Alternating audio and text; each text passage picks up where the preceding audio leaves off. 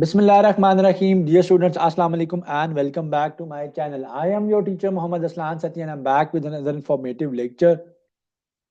Students, आज के lecture में हम लोग थॉरली प्रैक्टिस करेंगे जो क्वांटिटेटिव सेक्शन है कॉमसेट्स का, एनटीएस, नैट, गैट के टेस्ट के जो क्वेश्चंस हैं इसका जो क्वांटिटेटिव सेक्शन है इसको हम आज थॉरली प्रैक्टिस करेंगे। अगर आप ये सारे टाइप ऑफ जो क्वेश्चन मैं आज के लेक्चर में करवाऊंगा अगर इन सब के कॉन्सेप्ट को ग्रैब कर लेते हो तो ट्रस्ट मी इंशाल्लाह आप 100% जो है अपना क्वांटिटेटिव सेक्शन जो है वो ए सब कर लोगे फॉर द कॉमसेट्स के या एनटीएस के या नैट के या अपने गैट के टेस्ट के लिए। So before starting today's lecture, I'll kindly request you all to kindly subscribe to my channel for more knowledgeable content. So without wasting any time, let's start today's lecture. तो last lecture के हवाले से कुछ students ने कहा था कि जो आपके क्वांटिटेटिव के बाकी लेक्चर्स हैं उनके अंदर मीडियन का कॉन्सेप्ट नहीं है, तो मैंने इसलिए स्टार्ट इसमें मीडियन के कॉन्सेप्ट से लिया है। देखिए मीडियन को बड़े इजी वे से मैंने जो है वो लास्ट लेक्चर के अंदर भी आपको समझाया था। अब इस क्वेश्चन के अंदर मैं इस क्वेश्चन को सॉल्व कराता हूँ ना तो इसको इसका कॉन्सेप्ट बहुत इजी तरीके से मैं इंशाल्लाह कवर अप करवा देता हूँ।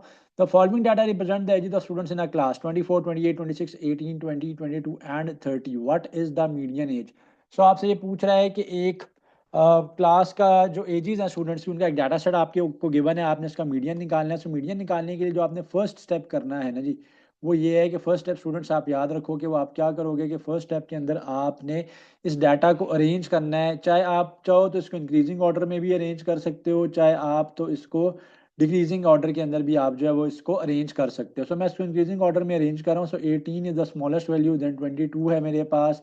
फिर अगर मैं देखूं तो इसके अंदर 22 की वैल्यू है मेरे पास, फिर मेरे पास 24 की वैल्यू है, मेरे पास 26 की वैल्यू है, फिर मेरे पास 28 की वैल्यू है, फिर मेरे पास 30 की value. Now I will count up all these values. So they are 1 2 3 4 5 6 7। सो 7 वैल्यूज हैं आपके पास। तो इसके इसकी जो मिडिल टर्म बन रही होगी वो आपके पास मीडियन बनेगा। In the case of odd data set जो मिडिल टर्म होती है आपके पास वो आपके पास मीडियन बनेगा whenever you are, but you have to first arrange the data in increasing or decreasing order. So whenever you are calculating median, the first step is to find to rearrange the data in increasing or decreasing order. जो अगर आपके पास odd data है तो middle term आपके पास जो है वो median होगी। So therefore the median here is 24। Mod क्या होता है? किसी भी डाटा सेट के अंदर जो मोस्ट रिपीटेड वैल्यू होती है, जो वैल्यू सबसे ज़्यादा आ रही होती है वो मॉड होता है। सो 35 यहाँ पे इस डाटा सेट के अंदर 3 टाइम्स है, तो the mod here is option a which is 35। So moving on to the next question, algebra का क्वेश्चन है। x प्लस 1/x की वैल्यू आपको गिवन है। So you are given with the value of x plus 1/x which is 3 and examiner ने आपको x square plus 1/x square की value find out करने का कहा हुआ है। So very easy, simply I will take square on both sides. दोनों तरफ मैं स्क्वायर करूंगा। So now this is my a and this is my b। So simply a plus b whole square का फॉर्मूला ओपन होगा। So जिन लोगों को a plus b whole square के फॉर्मूला का आइडिया नहीं है इसको मैं अब उनके लिए ओपन कर देता हूँ कि this is a square plus b square plus 2a into b। So here a square is x का square plus b square is 1/x का whole square. So this will be 1/x square plus 2a into b आ जाएगा मेरे पास। And right side पे square होगा तो 3 का square will be 9। So left side पे x और x कैंसिल हो जाएंगे। So will be left with this 2। I will take the 2 on the right hand side and the answer will be x square plus 1/x square is equal to 9 minus 2 जो कि आपके पास 7 आ जाएगा। So x square plus 1/x square की जो value है that will be 20, that will be 27। अच्छा जी, सो नेक्स्ट क्वेश्चन के अंदर आपको इसने कहा हुआ है कि x माइनस 1/x की जो वैल्यू है that is 2। So x minus 1/x की वैल्यू की गिवन है डैट इज 2। आपने फाइंड आउट करनी है x cube minus 1/x cube की value. Again a minus B whole cube का फॉर्मूला यूज करेंगे which is a cube minus 3ab into a minus B का क्यूब।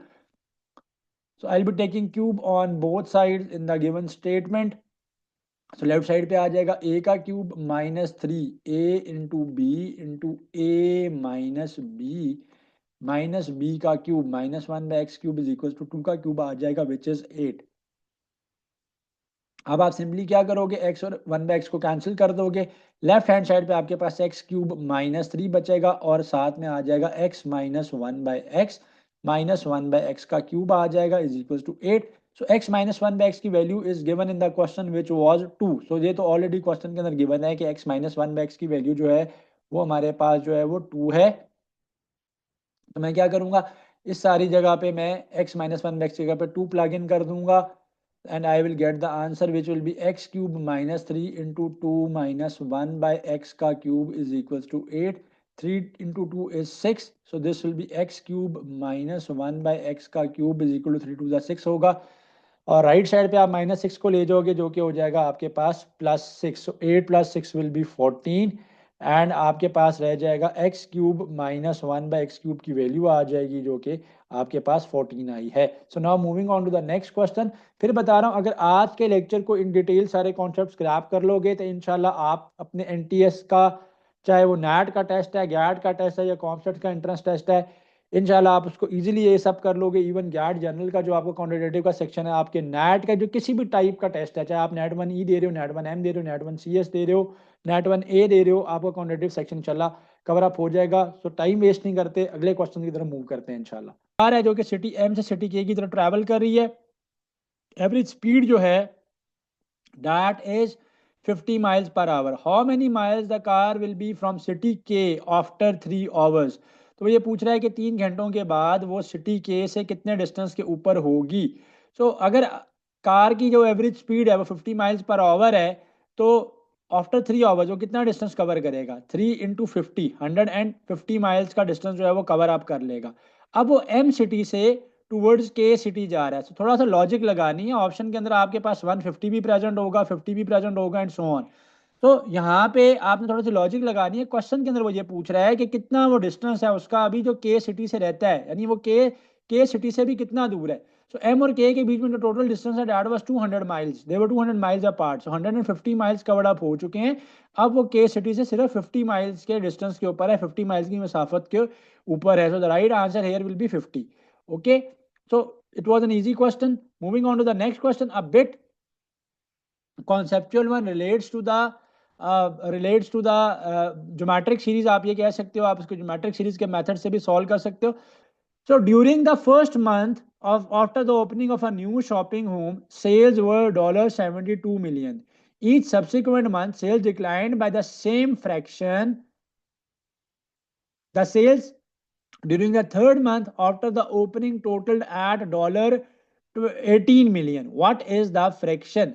तो क्वेश्चन में एग्जामिनर आपको ये कह रहा है कि एक स्टोर जब ओपन हुआ तो फर्स्ट मंथ में उसने $72 मिलियन की सेल की है. सो $72 मिलियन की सेल जो है उसने फर्स्ट मंथ में की और हर मंथ जो है एक फ्रैक्शन से उसकी एक फिक्स्ड सब्सिक्वेंट मंथ में, यानी वो उसकी हर आने वाले मंथ में यानी हर नेक्स्ट मंथ में एक स्पेसिफिक फ्रैक्शन से उसका जो सेल्स हैं वो डिक्लाइन हुए हैं. फ्रैक्शन क्या है? वो मल्टीपल है. ठीक है, फ्रैक्शन मल्टीपल ही होगा. तो थर्ड मंथ में वो ये कह रहा है कि जो सेल है during the third month that is $18 million. तो आपने ये बताना है कि वो फ्रैक्शन क्या है जिससे वो जो नंबर ऑफ फ्रैक्शन क्या है कि जिससे जो सेल फिगर है उसका वो ड्रॉप हो रहा है. तो इसका मतलब है मल्टीप्लिकेशन हो रही है, इसलिए तो 72 से वो 18 के ऊपर चला गया. फ्रैक्शन से मल्टीप्लाई होती हैं चीजें, उतना डिक्लाइनिंग फैक्टर है उसके अंदर. So a n is equal to A1 r की power n minus one. Arithmetic series का ज्योमेट्रिक सीरीज का फॉर्मूला मैं यूज करूंगा. सो मेरे पास क्या आ जाएगा? A n is equal to A1 r की पावर n माइनस वन है. A n is the final figure जो कि वो n टर्म है और मैंने वो n निकालना है कि n की वैल्यू क्या, मैंने r निकालना है, बल्कि n की वैल्यू तो 3 है क्योंकि मेरे पास थर्ड मंथ की सेल्स गिवन है. So I have to find out the value of r की वैल्यू मैंने निकालनी है, वो फ्रैक्शन मैंने निकालना है जिस फ्रैक्शन से वो हर मंथ मल्टीप्लाई होकर डिक्लाइन हो रहा है. तो ए एन क्या है मेरे पास? ए एन इज 18. A1 शुरू में जो फर्स्ट मंथ की सेल्स हैं स्टार्टिंग वो A1 होता है, 72 है वो. आर की वैल्यू मैंने निकालनी है. एन क्या होता है? नंबर ऑफ टर्म्स होती है. सो यहाँ पे 3 टर्म्स हैं, पहले फर्स्ट मंथ, सेकंड मंथ और फिर वो थर्ड मंथ है. तो एन की value is 3. This will B 3 minus 1. 72 आ जाएगा यहाँ पे मेरे पास. ठीक है, एज इट इज अपनी जगह पे 72 आ गया, 18 अपनी जगह पे आ गया. आर 2 माइनस 1 हो जाएगा आर का स्केयर. क्रॉस मल्टीप्लाई करवा लो और आर के लिए आप सॉल्व कर लो. Easy peasy you will get the answer. So I will take this 72 in the denominator of this term. तो मेरे पास आ जाएगा 18/72. राइट साइड पे आर स्केयर बचेगा. 18 वन सा 18 फोर सा आ गया. आर स्केयर की वैल्यू 1/4 है and B focus in the question, क्योंकि 1/4 भी वहां पे आंसर में लाजमी गिवन होगा। सो 1/4 आंसर नहीं है, आपने आर निकालना है। आर आपके पास वो फ्रैक्शन है, अंडर रूट ले लोगे दोनों तरफ। सो आर की वैल्यू 1 का अंडर रूट तो 1 ही होता है, 4 का अंडर रूट जो है वो 2 आ जाएगा। तो the new fraction will be 1 by that declining fraction will be 1/2। सो जब भी कोई फैक्टर किसी टर्म से मल्टीप्लाई हो रहा है और नई टर्म जनरेट हो रही है, ऐसी सिचुएशन को आप ज्योमेट्रिक सीक्वेंस का नाम दोगे। और जब भी टर्म आपके पास ऐड होकर जनरेट हो रही है, तो ऐसी सिचुएशन को आप अरिथमेटिक सीक्वेंस का नाम दोगे। उसमें कॉमन डिफरेंस जो है वो सेम होगा जो सब में ऐड हो रहा है। नाउ अनदर क्वेश्चन, तो शुरू में आपको फ्रैक्शन के क्वेश्चन मिलेंगे, लेटर ऑन वर्ड प्रॉब्लम पे हम मूव करेंगे एंड सो ऑन। आप डिफरेंट तरह के क्वेश्चन जो है वो हमारे ये जो मैराथन सॉर्ट ऑफ लेक्चर है, इसके अंदर हम इंशाल्लाह जो है वो सॉल्व करते जाएंगे। तो नेक्स्ट क्वेश्चन पे चलते हैं। कह रहे हैं women owned 2/3 of a store and sold 1/5 of her share. What part of the store did she still own? अब क्वेश्चन ये है आपके पास कि एक विमेन है जो कि एक स्टोर का 2/3 ओनर है, 2/3 ओनर है, यानी अगर उसके अगर टोटल 3 पार्ट्स किए जाएं तो उसमें से 2 पार्ट्स की वो ओनर है। अपने शेयर्स में से, अपने शेयर्स का, नॉट ऑफ द स्टोर, ठीक है। सोल्ड 1/5 ऑफ हर शेयर, जो उसने सेल किया है 1/5 पोर्शन, उसने स्टोर का 1/5 पोर्शन सेल नहीं किया, रिमेंबर, अपने शेयर का उसने 1/5 पोर्शन जो है वो शेयर किया है। What part of the store did she still own? अब उसने जो सेल आउट किया है वो पोर्शन उसने अपने शेयर का सेल आउट किया है। जब उसने अपने अपने पोर्शन का 1/5 शेयर, अपने पार्ट का 1/5 शेयर उसने सेल आउट किया, तो मुझे सबसे पहले ये निकालना पड़ेगा कि जो वो ओन करती थी 2/3 ऑफ द स्टोर, उसका 1/5 कितना बनता है। तो मैं सिंपली क्या करूंगा, इसको 1/5 से मल्टीप्लाई करवा दूंगा। I will get 2/15। Cross multiply नहीं होगा, क्रॉस मल्टीप्लाई के लिए बीच में इक्वल होता है, या टर्म्स अक्रॉस द इक्वल जो है वो इक्वल साइन के मल्टीप्लाई हो रही होती है। तो जहां पे सिंपली 2 × 1 2 हो जाएगा, नीचे 3 × 5 15 हो जाएगा, 2/15 आ गया। तो जो उसका शेयर था वो कितना था, 2/3, जिसमें से उसने 1/5 बेचा जो कि बनता है 2/15। सो 2/15 शेयर उसने बेच दिया, ठीक है। ओन वो करती थी 2/3, 2/15 का शेयर उसने सेल आउट कर दिया है। कितना शेयर उसके पास स्टिल है स्टोर का? सिंपली यहाँ पे क्या करेंगे, हम लोग एलसीएम ले लेंगे। देखो मैंने पहले भी आपको बताया हुआ है लास्ट लेक्चर्स के अंदर कि जब दोनों नंबर या दो से ज्यादा नंबर जो डिनोमिनेटर में पड़े जिनका आपने एलसीएम लेना है, if they all come in the same table, तो the larger number will be your LCM. 3 और 15 दोनों 3 के टेबल में आते हैं, तो the larger number is 15, 15 LCM आ जाएगा। मैं एलसीएम नहीं ले रहा, अगर आप लेना चाहते हो तो ले लेना, but it's shortcut trick which you can use. ऊपर मेरे पास 2 है, ब्रैकेट आ जाएगा मेरे पास 3 टाइम्स 5, 3 5 टाइम्स 15, यहाँ पे 5 आएगा, -2 आ जाएगा। पूरे का पूरा एलसीएम जब नीचे पड़ा हुआ है तो सिंपली यहाँ पे 1 आएगा, 2 5 10 हो जाएगा, 10 में से 2 चला जाएगा, and you will be left with 8/15. So she still owns the 8/15 part of the store. So remember, मैंने डायरेक्टली 2/3 में से 1/5 क्यों नहीं माइनस किया, मैं फिर रीजन बता रहा हूँ। देखो उसने अपने शेयर का 1/5 बेचा है, जब अपने शेयर का 1/5 बेचा है तो पहले उसके शेयर का 1/5 निकालना पड़ेगा। उसके शेयर का 1/5 निकालने के लिए उसके शेयर को 1/5 से मल्टीप्लाई करोगे, जो कि 2/15 आया था।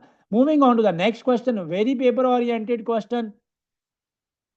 कह रहा है कि चेंज 0.68 टू अ फ्रैक्शन, 0.68 को आप एक फ्रैक्शन में चेंज कर दो।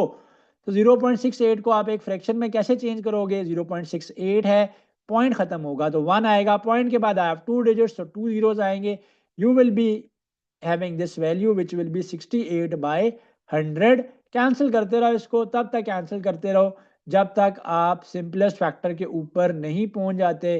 तो लेट से मैं इसको 4 से कैंसिल करता हूँ, तो 4 1 ज़ा 4 2 और 8 28, 4 7 ज़ा हो जाएगा, एंड देन 4 2 ज़ा 8, 2 बचा, 2 0 25 आ जाएगा। तो 17/25 will be the simplest form of this fraction, जो कि आपके पास आ जाएगी। फर्दर आप इसको किसी टेबल में कैंसल अप नहीं कर सकते। अच्छा जी, तो अगेन सिंप्लीफिकेशन का क्वेश्चन है, very paper oriented question. Paper के अंदर ऐसे सिंप्लीफिकेशन की चीजें आ जाती हैं। 1/6 इज मल्टीप्लाइड विद 5/6, ब्रैकेट है तो ब्रैकेट के बीच में कम कुछ भी नहीं है, जब कुछ सही नहीं है तो मतलब मल्टीप्लाई हो रहा है। क्वेश्चन मार्क की वैल्यू फाइंड आउट करनी है, मैं इसको एक्स का नाम दे देता हूँ। सो इस एक्स को क्रॉस को कंफ्यूज नहीं करना, क्रॉस मल्टीप्लाई का, और ये एक्स अननोन था, 4/9 आ जाएगा। अभी तो क्रॉस मल्टीप्लाई नहीं हो रहा ना, जब क्रॉस मल्टीप्लाई नहीं हो रहा तो मैंने लास्ट क्वेश्चन के अंदर भी किया है, सिंपली टर्म्स 1 × 5 एंड 6 इंटू 6 हो जाएंगे. सो 1 into 5 is 5, 6 into 6 is 36 and this will be x into 4/9. सो 9 यहाँ पे डिवाइड हो रहा है, मल्टीप्लाई हो जाएगा, 4 यहाँ पे मल्टीप्लाई हो रहा है, वहां पे जाके डिवाइड हो जाएगा. So you will be left with 5/9 into 36 into 4 cancel कर लोगे. 9 1 जा 9 4 जा 36 होता है. सो ऊपर 5 1 जा 5 आ जाएगा और नीचे आपके पास 4 4 जा 16 आ जाएगा. सो x की value will B 5/16. So this is how आप इसको सिंप्लीफाई कर लोगे. अच्छा जी, अ सिंपल क्वेश्चन बट थोड़ा सा आपने फोकस्ड ओके करना है. कह रहा है team played 30 games out of which it won 24 games. What part of the games it play did it lose. देखो, पार्ट निकालने के लिए आपको हमेशा चीज को टोटल वैल्यू से डिवाइड करना पड़ता है. जो गिवन एंटिटी होगी, जो गिवन वैल्यू होगी, उसको आप टोटल से डिवाइड करोगे. सो एक तो जो टोटल गेम्स प्ले की हैं वो 30 हैं, गेम जो उसने वॉन की हैं वो 24 हैं. इसका मतलब है कि जो उसने लॉस्ट की हैं गेम्स वो कितनी आ जाएंगी, 30 माइनस 24 आ जाएंगी, जो कि 6 आ जाएंगी.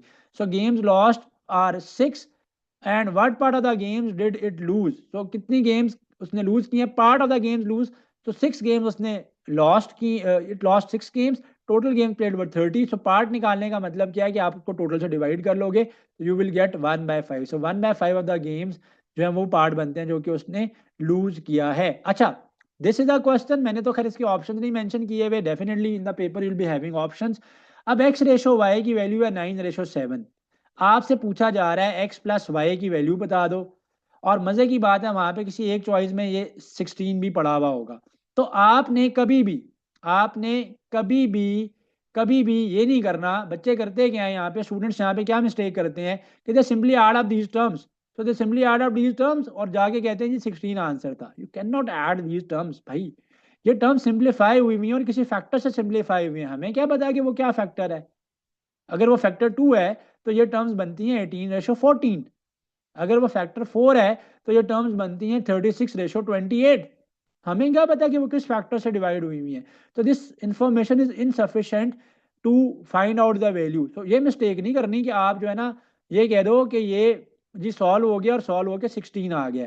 तो ये डायरेक्टली ऐड नहीं किए जा सकते. ठीक है, तो ये वाला जो क्वेश्चन है ये बड़ा इंपॉर्टेंट है. ऐसा कोई ग्लिच क्वेश्चन के अंदर जानबूझ के डाला जाता है ताकि स्टूडेंट जो है इसको क्विकली सॉल्व कर दें और इसको रॉन्ग कर दें. Very important question, question number 8. A factory employees m men and w women. सो एक फैक्ट्री में जो मैन है उनका जो नंबर है डेट इज m, जो women है उनका जो नंबर है that is w. What part of its employees are women. So last question में भी मैंने आपको बताया है कि पार्ट का मतलब क्या होता है कि आप उस स्पेसिफिक क्वांटिटी को टोटल से डिवाइड करते हो तो आपके पास उस क्वांटिटी का पार्ट आ जाता है. तो यहाँ पे पहली बात तो ये कि टोटल नंबर ऑफ एम्प्लॉयज कितने बनेंगे. टोटल नंबर ऑफ एम्प्लॉयज बनेंगे m प्लस w. तो यहाँ पे आंसर आपके पास न्यूमेरिक फॉर्म में नहीं है. हाँ यस, मैन की तादाद m है, वेमेन की तादाद जो है क्वांटिटी जो है नंबर ऑफ वेमेन जो है that is w. Add up किया सो टोटल जो number of people working in that जो भी ऑफिस है फैक्ट्री है वो बनते हैं m प्लस w बनते हैं. अब वेमेन जो है वो इसमें से वेमेन जो है वो w है. सो w डिवाइडेड बाय टोटल आ जाएगा. So this is the part of the women. ठीक है, तो जानबूझ के यहाँ पे ट्रिक करने के लिए, डिसीव करने के लिए एग्जामिनर क्या कर रहा है, वेरिएबल का यूज कर रहा है rather than a constant value. Again a question related to, क्योंकि मैंने बताया कि अर्ली क्वेश्चन रिलेट इसी तरह की चीजों से है. फ्रैक्शंस हो गया आपके पास, रेशियो प्रोपोर्शंस होगी, पोर्शन या पार्ट्स निकालने होंगे और आगे जाके डिफरेंट चीजें आ जाएंगी. तो David receives his allowance on Sunday, he spends 1/4 of his allowance on Monday and 2/3 of the remainder on Tuesday. What part of the allowance is left for the rest of the week? So let me explain the question for you guys first. तो कह रहे हैं कि David receive करता है अपना allowance Sunday को. उस अलाउंस में से उसने 1/4 जो है वो स्पेंड कर दिया मंडे को, और जो बचा था रिमाइंडर का, यानी जो रिमेनिंग है, रिमाइंडर का क्या मतलब, जो रिमेनिंग है, रिमेनिंग का 2/3 उसने स्पेंड किया ऑन ट्यूसडे. तो what part of his allowance is left for the rest of the week. अच्छा देखो, जिस तरह टोटल परसेंटेज 100% होती है ना, इस तरह टोटल पार्ट हमेशा 1 होता है कि वो एड अप हो तो 1 हो जाए. आपको याद होगा बचपन में जब हम लोग फ्रैक्शंस पढ़ते थे तो हमारे पास जो एक एग्जांपल होती थी कि जी यू हैव अ सर्कल और उस सर्कल के लेट से मैंने 4 पार्ट्स किए हैं टोटल. अब इसमें से अगर 1/4 पार्ट की बात हो रही है, इसका मतलब है कि 1/4 है ऑफ द फ्रैक्शन। तो टोटल पार्ट तो 1 है कि जिसको डिवाइड किया गया था इनटू 4 पार्ट्स। तो हमेशा पार्ट की जब भी बात होगी, फ्रैक्शन की जब भी बात होगी, तो ओवरऑल क्वांटिटी 1 बनेगी, जैसे वो परसेंटेज में 100% बनती है। अब हम बात करते हैं कि उसने अपना स्पेंड किया अलाउंस का 1/4 part on Monday. So total part 1 है, जिसमें से 1/4 उसने मंडे को स्पेंड कर दिया। You will be left with 4 minus 1. 4 minus 1 will be 3/4. ठीक है, सो 3/4 of the fourth of the total allowance उसके पास लेफ्ट है, ये रिमाइंडर है उसका। अब इस रिमाइंडर का उसने 2/3 जो है वो स्पेंड किया है। सो रिमाइंडर का पहले आप 2/3 निकालोगे, तो 3/4 है, रिमाइंडर का 2/3 निकालेंगे, 2/3 से मल्टीप्लाई करवा लेंगे, कैंसिल हो जाएगा, सो 1/2 आ जाएगा। सो रिमाइंडर का जो 3/4 का उसने जो स्पेंड किया था 2/3, वो 1/2 बनता था। अब वो ये कह रहा है कि आप ये बता दो कि कितना अलाउंस उसके पास रह गया है। तो जो अलाउंस उसके पास रह गया था वो 3/4 है, जिसमें से उसने 1/2 स्पेंड किया फर्दर। अब हाँ, इन दोनों का डिफरेंस ले लूंगा, I will get the answer. So the LCM will be 4, क्योंकि लार्जर नंबर हमेशा एलसीएम होता है। 3 आएगा एंड 2 2 जा 4। 3 में से आपका पास जो है वो 2 चला जाएगा, क्योंकि 2 2 जा 4 है, सो 1/4 आ जाएगा। So 1/4 here is the answer. So 1/4 जो है वो यहाँ पे आपके पास आंसर बचेगा, रिमेनिंग बचेगा टोटल का। तो moving on to the next question, simultaneous equation. Usually quantitative mathematics के अंदर एक आधी साइमल्टेनियस इक्वेशन आ जाती है। मैंने कुछ ज्यादा ही सिंपल से ऐड की हुई है, आगे जाके एक और मैंने ऐड की है थोड़ी सी कम्प्लेक्स है। x प्लस वाई की वैल्यू 4 है, 2x माइनस वाई की वैल्यू जो है वो -1 है। आप सिंपली चाहो तो इसको सब्स्टिट्यूशन से भी सॉल्व कर सकते हो, एलिमिनेशन मेथड से भी कर सकते हो। मैं एलिमिनेशन यूज करो, मैंने दोनों इक्वेशंस को ऐड कर दिया। जब ऐड होगी तो किसी का साइन चेंज नहीं होगा, plus y minus y cancel हो जाएंगे, x plus 2x will be 3x, this will be 4 - 1। 4 - 1 करोगे तो आपके पास 3 आ जाएगा, x इक्वल टू 1 आ गया। x की वैल्यू 1 है, you can plug it in the value of x equal to 1 in any of the equations and get the value of y. So x plus y is equal to 4 था। First equation मैंने x की जगह पे 1 put किया, जो कि आया, y की वैल्यू आ जाएगी मेरे पास, y is equal to 4 - 1 करोगे तो 3 आ जाएगी। तो इस तरह से आपके पास x की वैल्यू 1 और y की वैल्यू आपके पास 3 है। अच्छा जी, अलजबराइक टर्म आ गया आपके पास। कह रहे हैं कि x प्लस वाई का होल स्क्वायर है और उसमें x माइनस वाई का होल स्क्वायर है, इसकी वैल्यू बता दो कि क्या होगी। सिंपली क्या करोगे, अलजबरा के लेक्चर के अंदर मैंने बहुत सारी चीज़ें रिव्यू करवाई हुई हैं, अगर किसी को नहीं पता तो पहले जाके उनको देख ले। फॉर्मूला लगेगा simply a plus b whole square का, a प्लस बी का होल स्क्वायर कैसे ओपन होगा, a square plus b square plus 2ab, बीच में प्लस है तो प्लस ही रहेगा अगेन। अब a माइनस बी का होल स्क्वायर है तो this is a square plus b square minus 2ab, तो plus 2xy minus 2xy will get cancelled and this x square will be added up in this x square, this will make 2x square, 2x square, and this y square plus y square will be 2y square. तो the answer will be 2, common ले लोगे आप, x square plus y square आ जाएगा आपके पास। Next question is, if the value of a square minus b square is 36 and a minus b is equals to 12, then find the average of a plus b. Very paper oriented question. So a square minus b square का formula कैसे open होगा, a minus b into a plus b, right side पे 36 है। Second equation क्या है, वो है a minus b is equal to 12। आप क्या करोगे, फर्स्ट इक्वेशन को मैंने एक्सपैंड किया है, a square minus b square expand होकर ओपन हुआ a minus b into a plus b, इसको मैंने a माइनस सेकेंड इक्वेशन से डिवाइड कर दिया। जब डिवाइड करोगे तो लेफ्ट साइड लेफ्ट से डिवाइड होगी और राइट साइड राइट से डिवाइड होगी, तो राइट पे 12 पड़ा हुआ था। अब कैंसिल कर लेंगे हम इसको, a माइनस बी के साथ कैंसिल हो जाएगा, 12 36 के साथ कैंसिल हो जाएगा, so a plus b is equal to आ जाएगा आपके पास 3 आ जाएगा। अब a प्लस बी की वैल्यू नहीं निकालनी, बल्कि a और b की एवरेज निकालनी है। a और b की एवरेज क्या होती है, a plus b divide by 2। भाई एवरेज कैसे निकालते हैं, अगर 2 क्वांटिटीज हैं, you will add up 2 quantities and divide them by 2। अगर 3 क्वांटिटीज हैं, तीनों को ऐड करोगे, डिवाइड करोगे 3 पे। 100 क्वांटिटीज है, 100 की 100 को सम करोगे, डिवाइड करोगे 100 पे।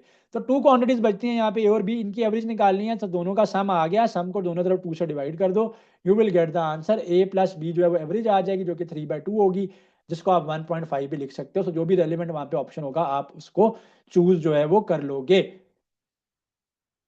So Mr. Kashif got an average of 50 in 6 tests. ठीक है, what should he get in the next test to attain the average of 60? So Mr. Kashif की जो एवरेज है 6 टेस्ट की वो 50 है। अगले टेस्ट में वो क्या अटेन करे कि उसकी एवरेज इंक्रीज होके 60 पे चली जाए। तो देखिए एवरेज कैसे निकालते हैं आप, एवरेज बहुत इजी है, सम को आप डिवाइड कर देते हो कितनी नंबर ऑफ टर्म्स हैं उनके साथ। तो उसके जो 6 टेस्ट की एवरेज है वो 50 है। सो 6 टेस्ट की जो एवरेज है दैट इज 50। तो 6 टेस्ट का सम निकाल लेंगे हम लोग, दैट विल बी 6 5 30 एंड 0 आ जाएगा साथ, तो सम आ जाएगा 300। नेक्स्ट टेस्ट में वो क्या स्कोर करे कि एवरेज जो है वो 60 हो जाए। सो 6 टेस्ट ये थे, नेक्स्ट टेस्ट का मतलब है वो 7th टेस्ट है। सो एवरेज क्या आएगी, एवरेज आ जाएगी अगेन वही sum divide by number of terms, but अब नंबर ऑफ टर्म्स जो है वो 7 है। सो नई एवरेज बढ़ा के कितनी करनी है आपने, 60 की करनी है। सम कैसे आएगा, 300 तो फर्स्ट 6 टर्म्स का सम हो गया, प्लस 7th का टेस्ट का सम उसमें करेंगे, 7 टेस्ट का मार्क्स को कह देते हैं x, और टोटल नंबर ऑफ जो टेस्ट हैं they have now increase to 7। Cross multiply कर लोगे आप, ठीक है। सो क्रॉस मल्टीप्लाई जब आप करोगे तो 7 6 इज 42, ये 42 आ जाएगा एंड 0 आ गया, this will B 300 plus x। सो 300 वहां पे जाके माइनस हो जाएगा। सो न्यू एवरेज जो है वो न्यू मार्क्स अगर टेस्ट के 7 टेस्ट का स्कोर अगर 120 होगा तो न्यू एवरेज इंक्रीज होके 60 पे चली जाएगी।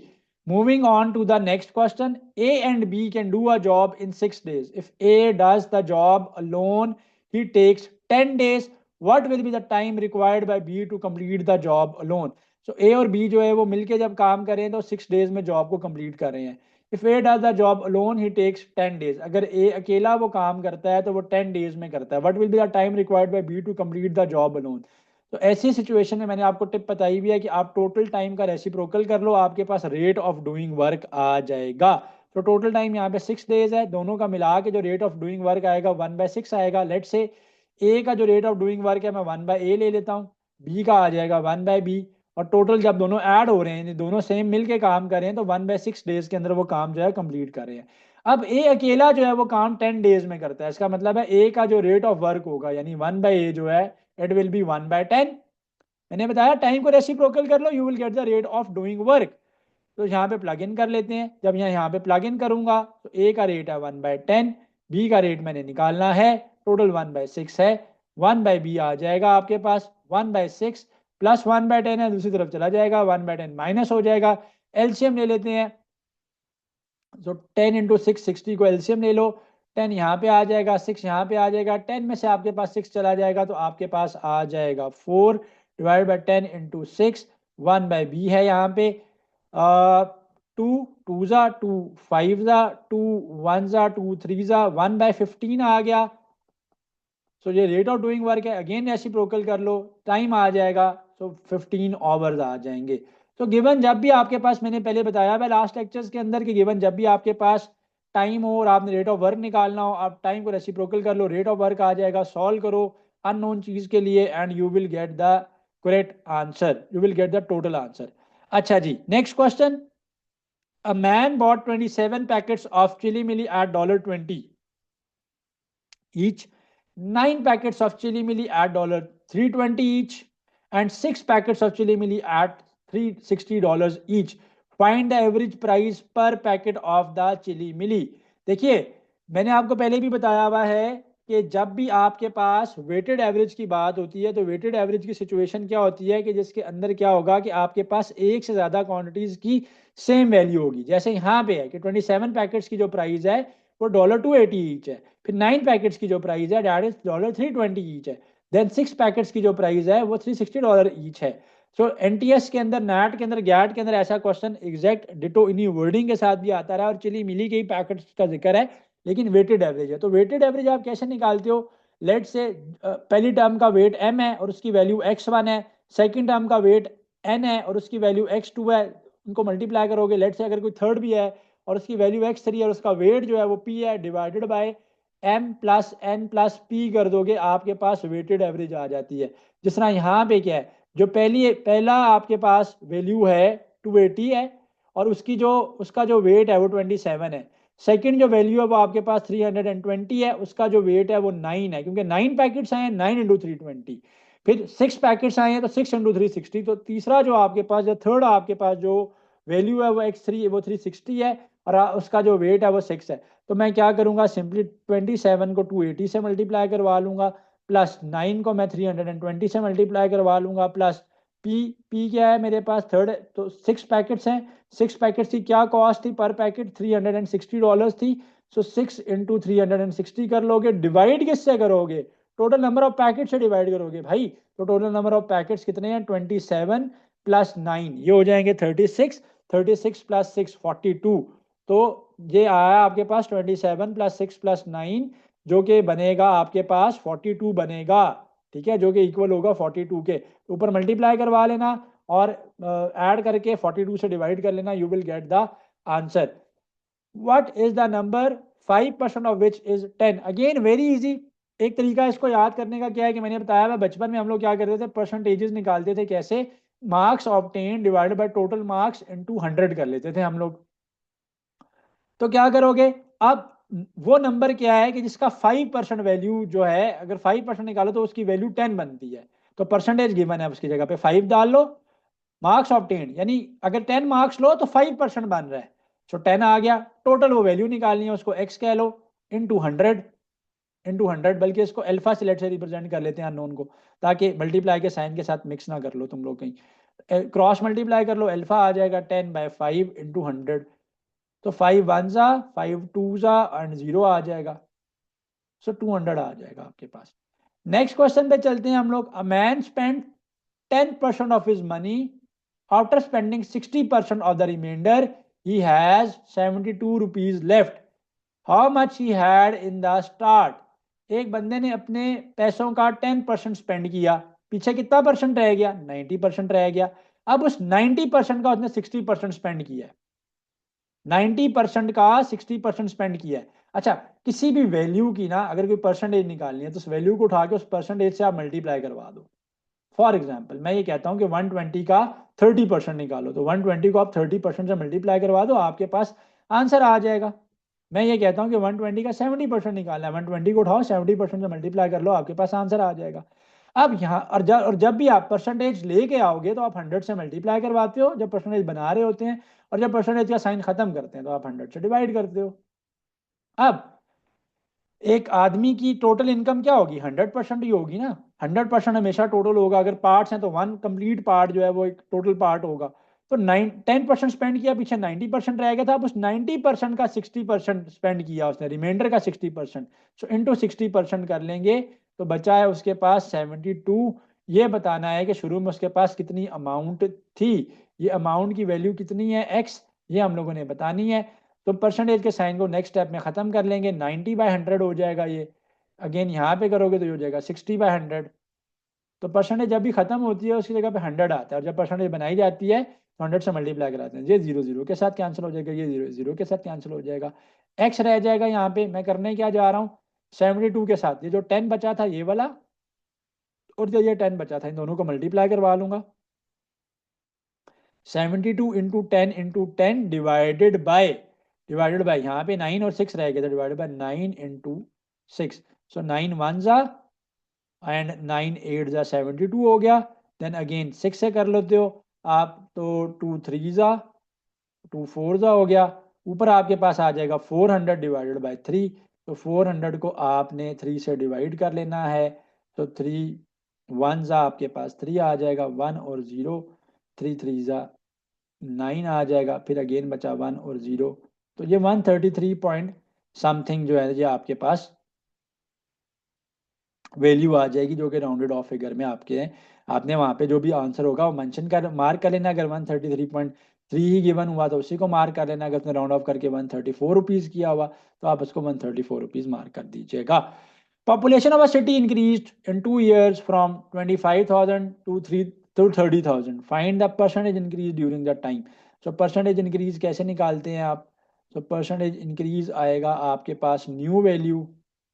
ये फॉर्मूलाज लास्ट लेक्चर में हो चुके हैं, जिसको समझ नहीं आ रही वो लास्ट लेक्चर्स को देखे, वहां से चीज़ों को कवर अप करे, अपलोडेड है, उसको आप देख सकते हो। ठीक है, सो 30,000 में से आप माइनस कर लोगे 25,000 को, डिवाइडेड बाय, हमेशा चेंज जो होता है वो ओरिजिनल वैल्यू पे होता है, तो ओरिजिनल वैल्यू थी 25,000, तो 25,000 से डिवाइड किया, इनटू 100 आ जाएगा, you will get the answer. ऊपर आएगा 5,000, नीचे आ जाएगा 25,000 इंटू 100।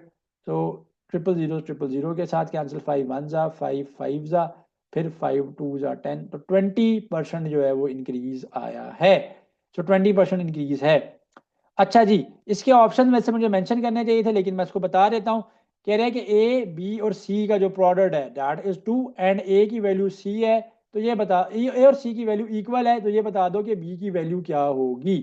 तो अगर लेट से मैं ए की जगह पे सी पुट करता हूँ, क्योंकि ए इक्वल टू सी है, तो this will be c into B into c is equal to 2 आ जाएगा। सी इंटू सी, सी का स्केयर हो जाएगा, सी के स्केयर को डिवाइड कर दो, तो एक तो वैल्यू बी की बनती है 2/c स्केयर, और अगर यह ऑप्शन हुआ तो ये मार कर लेना। और अगर आपके पास ए की जगह पे मैंने यहाँ पे तो भी सी प्लग इन किया, आप सी की जगह पे भी तो ए प्लग इन कर सकते थे।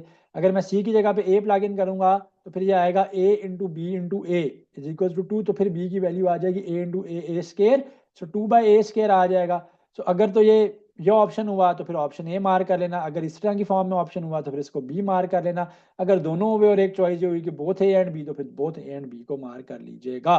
दिस वॉज इजी, इसमें कोई मुश्किल नहीं थी।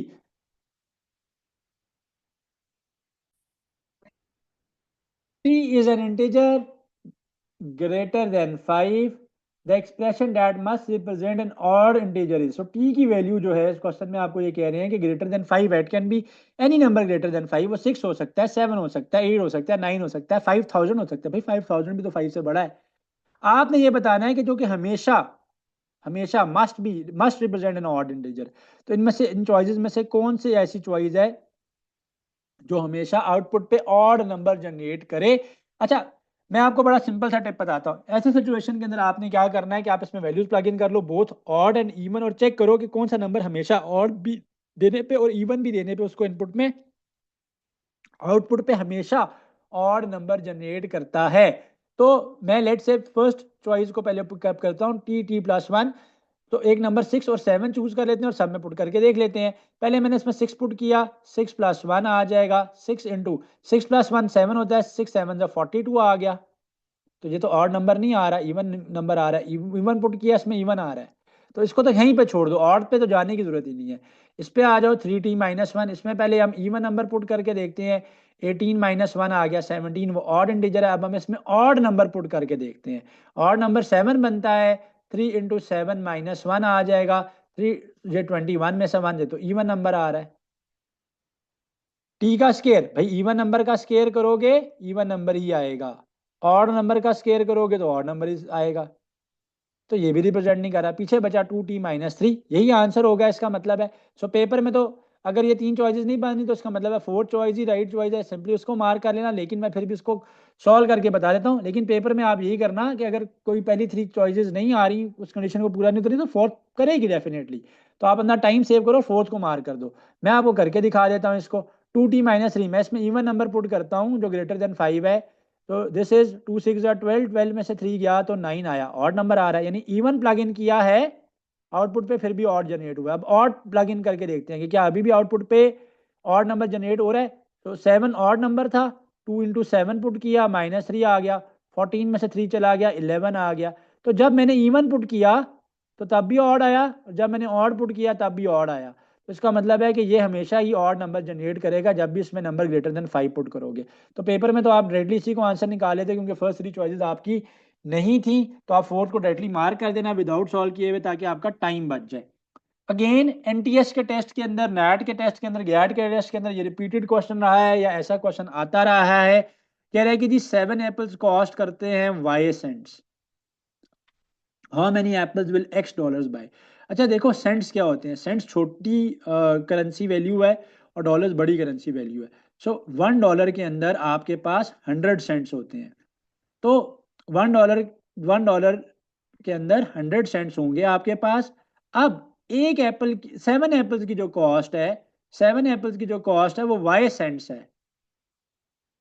इसका मतलब है एक एप्पल की क्या कॉस्ट होगी, y/7 सेंट्स।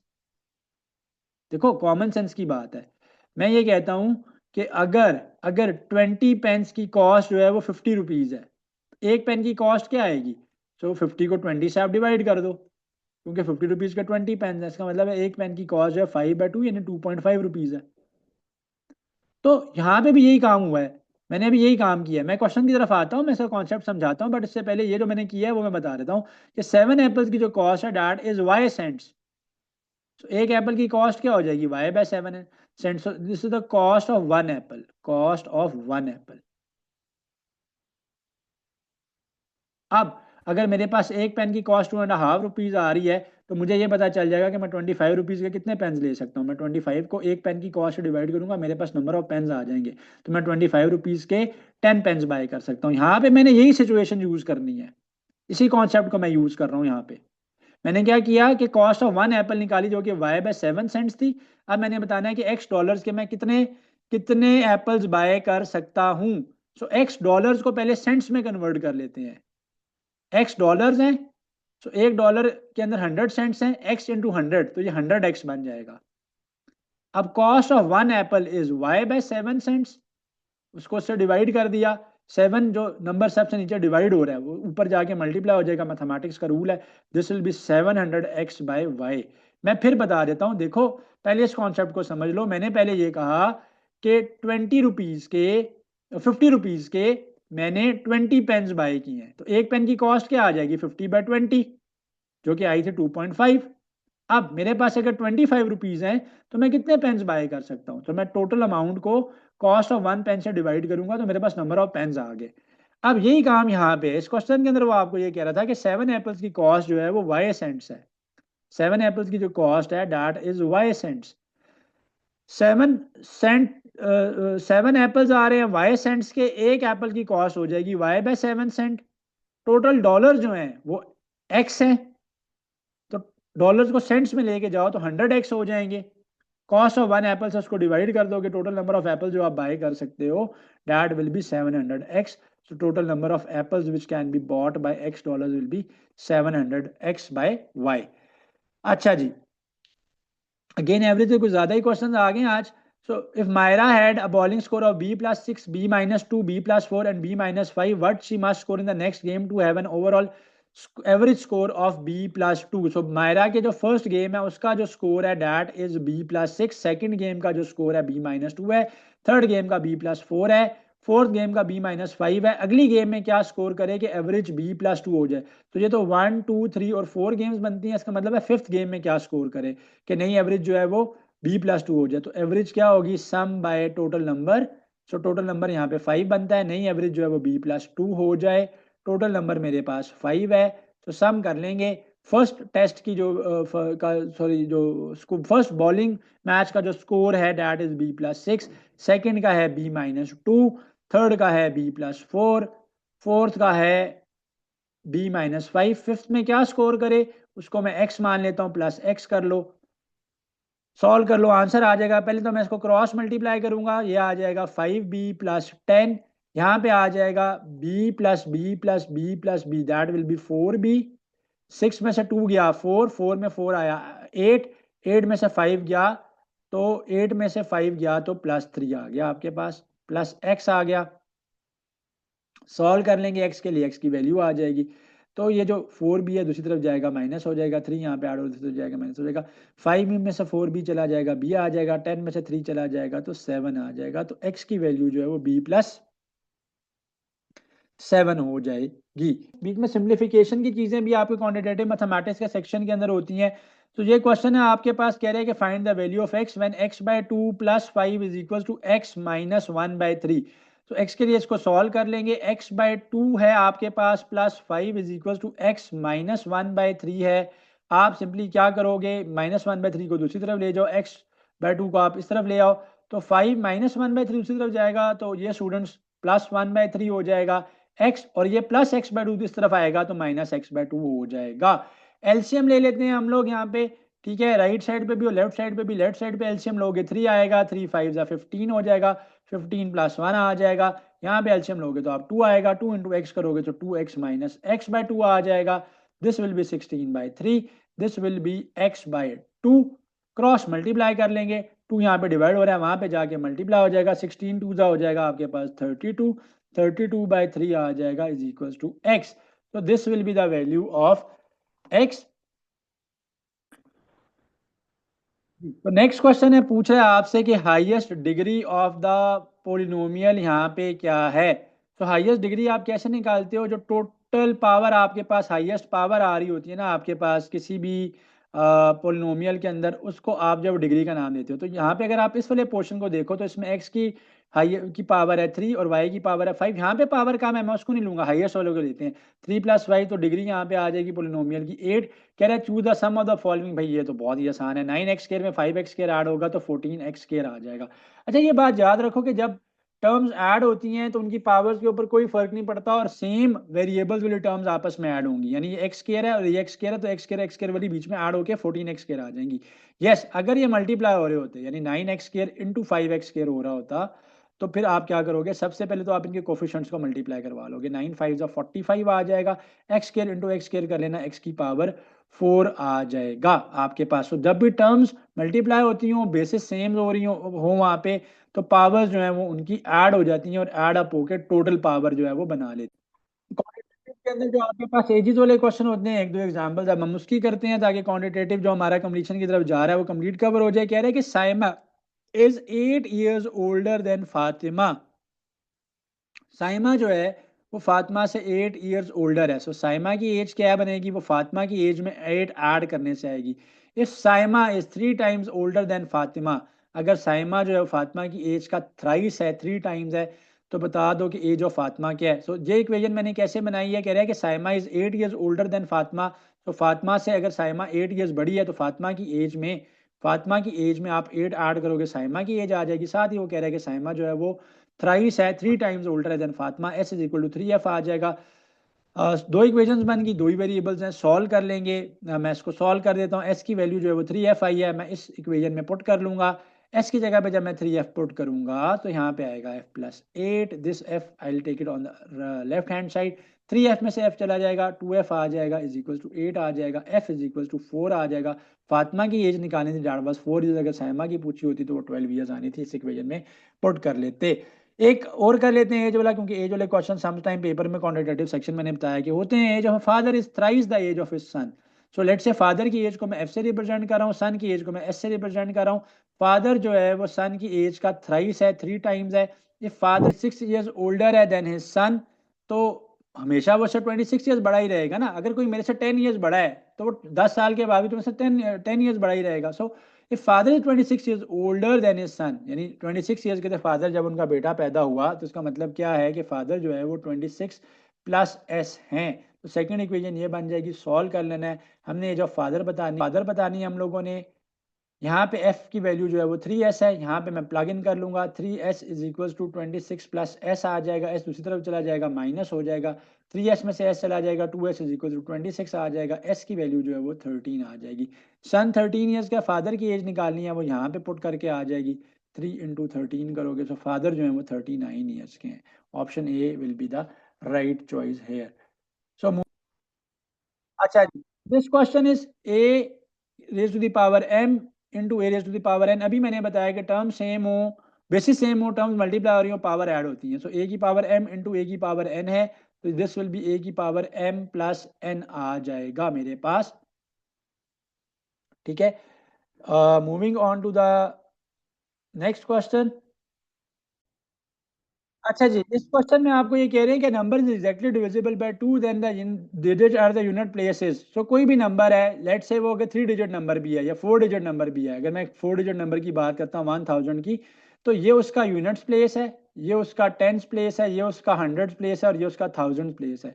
तो वो पूछ रहा है कि अगर नंबर एग्जैक्टली डिविजिबल बाय 2 है, यानी 2 से वो कम्प्लीटली डिवाइड होता है, यूनिट वाला प्लेस क्या होगा, यूनिट वाला प्लेस हमेशा जो है वो इवन नंबर होगा, तभी वो 2 से डिवाइड होगा। लेट से 1002 होगा तब भी 2 से डिवाइड हो जाएगा।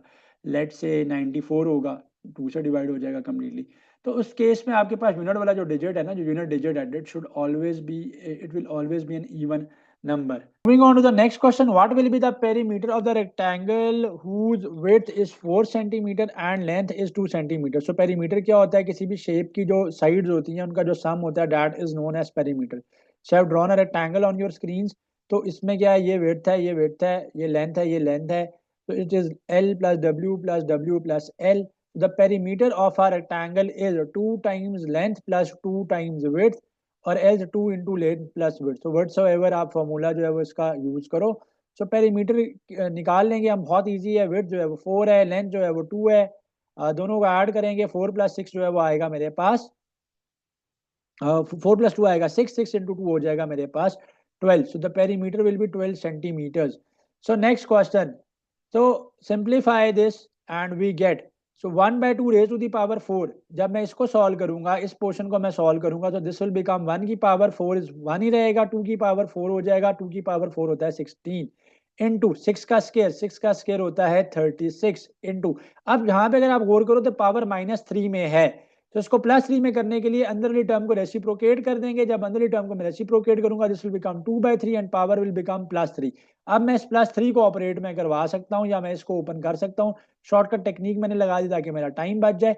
तो ऊपर वाले की नंबर की भी पावर +3 ऑपरेट होगी, नीचे वाले की भी +3 होगी. 2 की पावर अगर आप 3 करते हो तो 2 इंटू 2 इंटू 2 इज 8, 3 की पावर क्यूब. सो 3 का cube is 27. Why 3 into 3 into 3, 3 9, 9 3 27 आ गया आपके पास. अब आप सिंपली जो है जो नॉन सी टर्म्स आपस में कैंसिल होती हैं आप उनकी कटिंग कर लो and you will get the answer. So 8 ones are, 8 twos are 16, 2 ones are, and then it is 2 18s are. फिर आप 9 से कर लो. So 9 twos are 18 and 9 threes are 27. So the simplified answer will be 2/3. So option A here is the right choice. A division is completed when the remainder is. देखो जब भी दो number completely divide होते हैं तो reminder जो है ना वो आपके पास रिमाइंडर आपके पास क्या बचता है? 0 बचता है. ठीक है ना. कोई भी टर्म आपके पास रिमाइंडर में नहीं रिमाइंडर जो है आपके पास 0 बचता है. फॉर एग्जांपल अगर मैं 8 को 2 से डिवाइड करता हूं, सो 2 4 8 आ गया, नीचे 0 बचेगा, कुछ भी नहीं बचेगा, कंप्लीटली डिवाइड हो गया. ये आपका क्वोशंट होता है, याद रखो, ये क्वोशंट होता है और ये आपका रिमाइंडर होता है. सो रिमाइंडर 0 होता है जब दो टर्म कंप्लीटली डिवाइड होते हैं. सो नेक्स्ट क्वेश्चन में आपको कह रहे हैं कि Ahmed bought a TV for ₹4,000 and sold it for ₹5,000. Find its profit percentage. तो पहले तो प्रॉफिट निकालेंगे. प्रॉफिट कैसे आएगा? Sale price minus cost price कर लोगे. Sale price is 5,000 minus cost price is 4,000. So the profit is of 1,000. आप इसमें परसेंटेज इंक्रीज का भी फॉर्मूला लगा सकते हो, वही वाली बात होती है ये. सो प्रॉफिट 1,000 का है और हमेशा देखें प्रॉफिट या लॉस हमेशा according to the cost price होगा. सो परसेंटेज प्रॉफिट मैं निकालने जा रहा हूं तो कॉस्ट प्राइस से मैं डिवाइड करूंगा और फिर इंटू 100 कर लूंगा. हमेशा प्रॉफिट और loss according to the cost price होगा. इंटू 100 किया क्योंकि परसेंटेज बनाने जा रहा हूं. 3 zeros will get cancelled. 3 zeros 4 and this will be 25. So 25% का प्रॉफिट जो है वो इसको हुआ है. A number is subtracted from 52 and the result is divided by 6. So let's suppose that number is x. So a number is subtracted from 52. So 52 में से आपने x माइनस किया and you have divided the result. जो result आया इसका 52 minus x करके उसको divided by 6 किया. तो the answer is twice of the original number. So the answer is equal to the twice of the original number. The original number was x. 2x हो जाएगा. Twice का मतलब है आगे सॉल्व कर लेंगे. Simply you will get the answer. 52 minus x आ जाएगा. 6 2 12x आ जाएगा. x को आप उधर ले जाओगे, this will be 13x and this will be 52. x की वैल्यू विल बी 4 आ जाएगा. So x is equal to 0 4. This is the answer. Again simplification के क्वेश्चंस आपके टेस्ट के अंदर होते हैं. मैं बार बार आपको बता रहा हूँ, इनको आपने करके जाना है. 8a² b का क्यूब क्वांटिटेटिव के पोर्शन के अंदर सिंप्लीफिकेशन के क्वेश्चंस डेफिनेटली एक बड़ा ही वाइटल उनका रोल होगा. कैंसिल कर लेते हैं पहले कोफिशिएंट्स को. 8 1s 8 3s a स्क्वायर के साथ a क्यूब कैंसिल होगा, नीचे a आ जाएगा. b स्क्वायर के साथ ये b क्यूब कैंसिल होगा तो ऊपर b आ जाएगा. तो ऊपर रह गया मेरे पास b, नीचे रह गया मेरे पास 3 और a, b/3a. So option c is the right choice hair.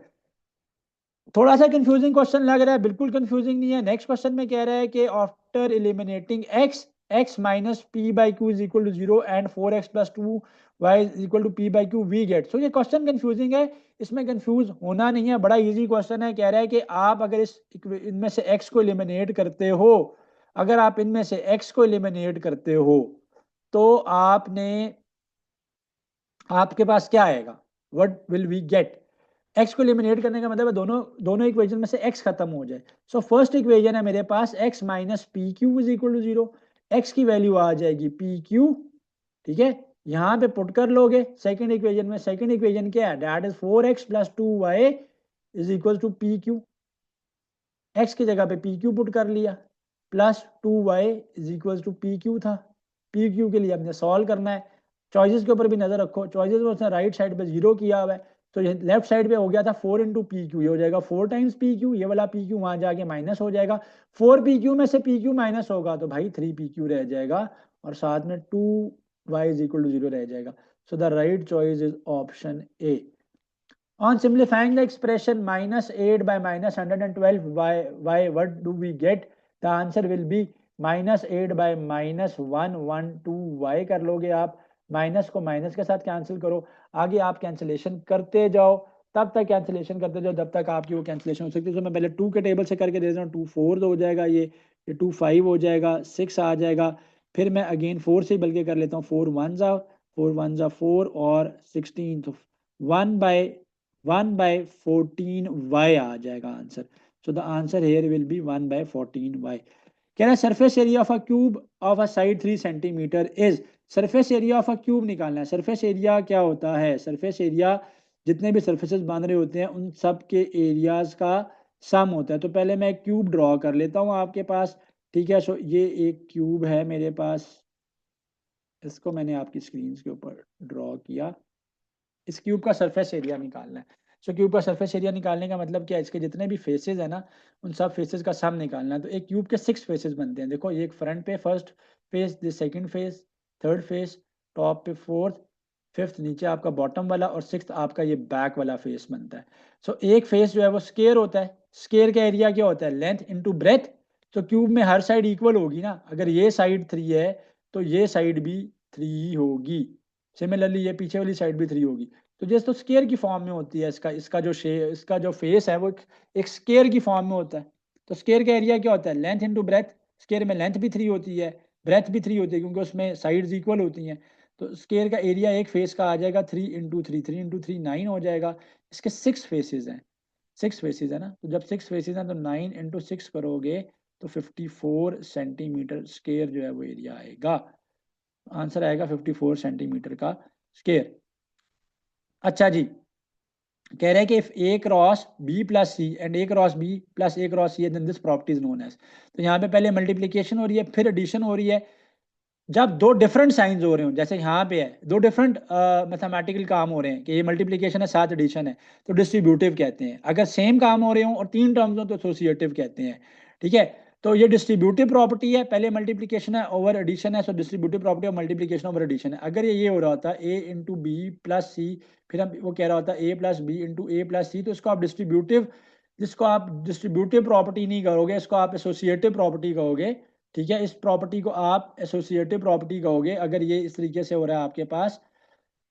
तो जब सेम साइन है और 3 टर्म्स हैं, एसोसिएटिव प्रॉपर्टी डिफरेंट हैं, तो डिस्ट्रीब्यूटिव प्रॉपर्टी और फिर देखना पड़ेगा कि क्या हो रहा है। तो पहले मल्टीप्लीकेशन फिर एडिशन है, तो मल्टीप्लीकेशन ओवर एडिशन है। 30 divide by 5 is equal to 6, then the quotient is, तो कोशेंट 6 ही है ना, कोशेंट 6 बचा है, रिमाइंडर 0 होगा। मैंने अभी आपको बताया भी था कि कोशेंट और रिमाइंडर क्या होता है।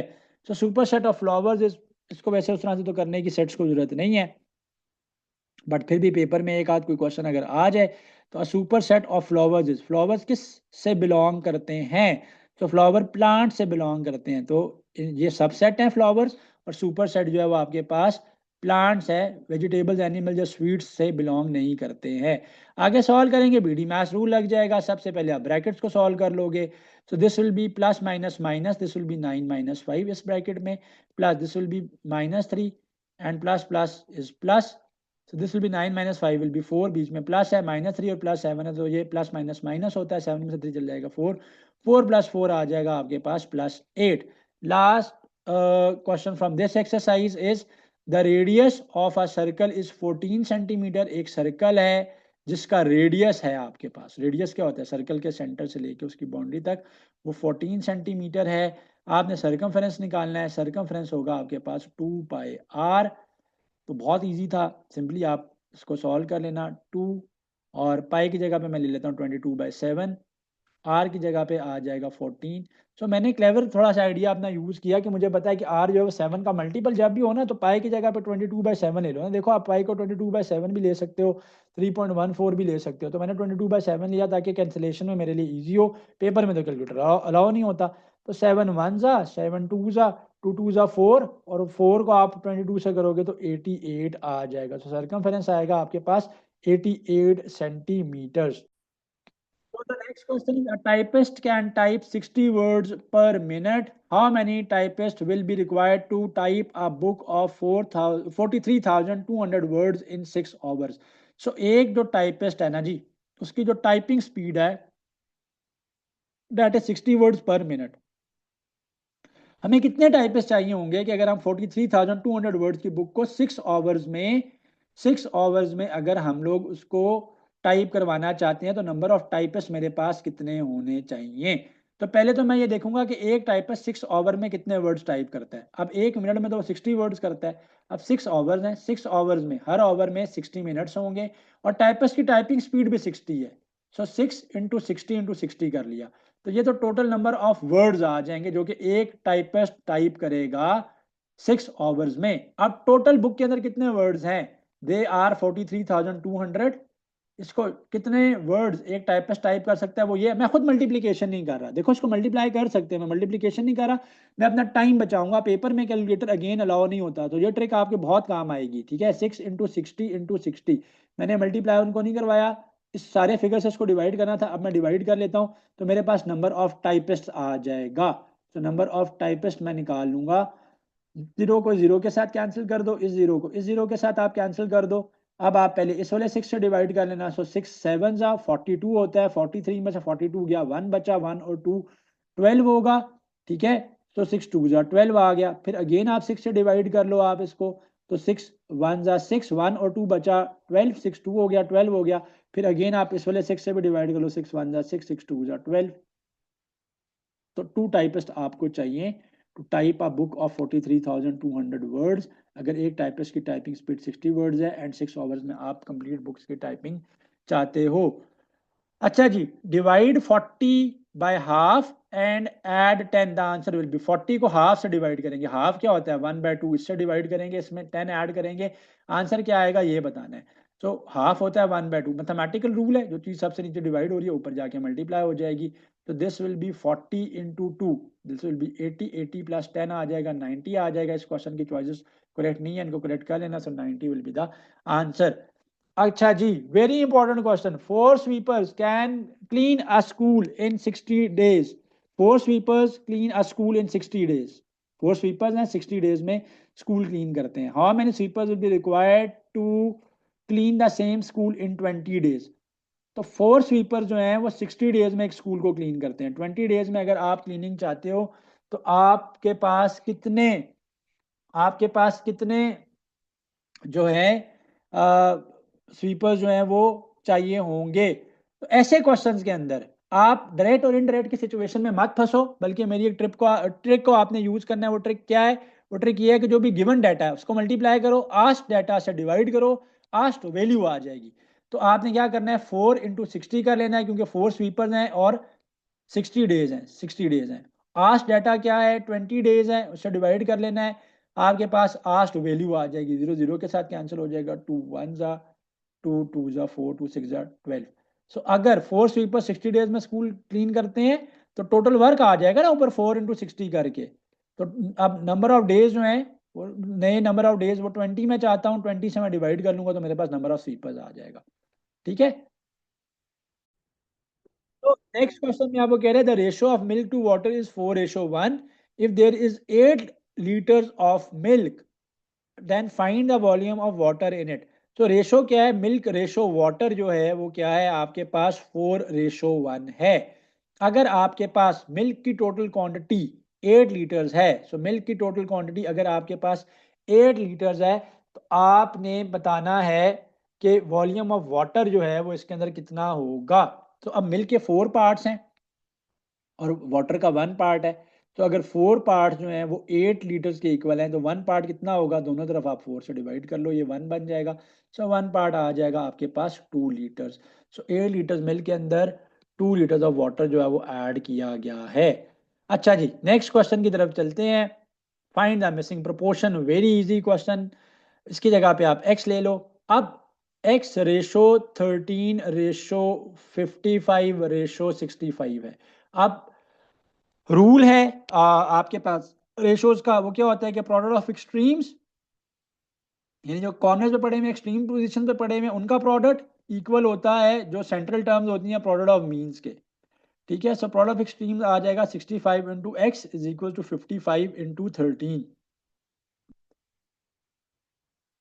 13 वन ज़ा, 13 फाइव ज़ा, ये 5 हो गया, 5 वन ज़ा, 5 वन ज़ा और 1 ज़ा, एक्स इक्वल्स टू 11 आ जाएगा। तो सिंपली इसको तो सॉल्व करना था। अच्छा जी, अभी मैंने लास्ट क्वेश्चन में भी बताया कि आप डायरेक्ट और इनडायरेक्ट के सिचुएशन में मत स्टक हो, वरना आपके लिए कंफ्यूजन का शिकार हो जाओगे। आप वर्ड प्रॉब्लम में आप गिवन डाटा को मल्टीप्लाई करो, आस्ट डाटा से डिवाइड करो, आपके पास आंसर आ जाएगा। सो मैं यहाँ पे भी यही काम करने लगा हूँ। In a house of 15% food was sufficient for 30 days, 5% left the house, पर how many days the food would be sufficient. So मैं टोटल फूड निकाल लेता हूँ ना। सो टोटल फूड मैंने बताया ना, गिवन डाटा को मल्टीप्लाई करा लो, टोटल फूड क्या आएगा, 15 इंटू 30 आ जाएगा। अब 5 लोग घर में से चले गए, तो टोटल 15 पर्सन थे।